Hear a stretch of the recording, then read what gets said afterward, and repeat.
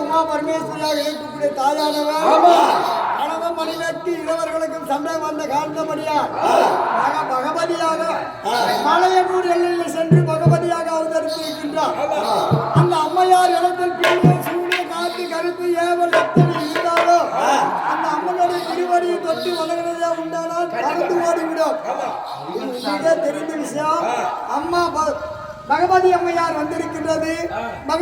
அம்மையார் காண திருவடியை வணங்கி பாவ வினைகளை காசு கொடுத்து தான் கர்மத்தை பார்க்க வேண்டும். காசு கொடுத்து தான் கர்மத்தை பார்க்க வேண்டும்.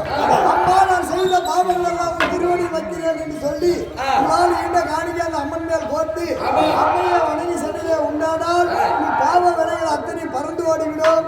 அனைவரும் வாருங்கள்.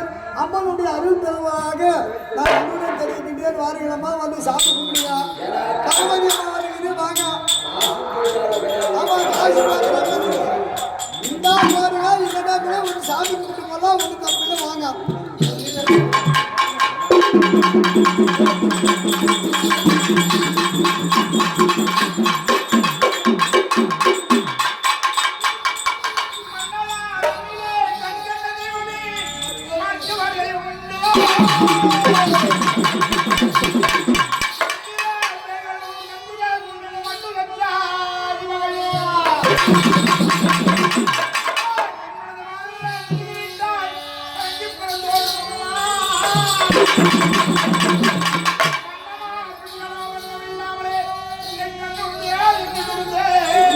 Thank you.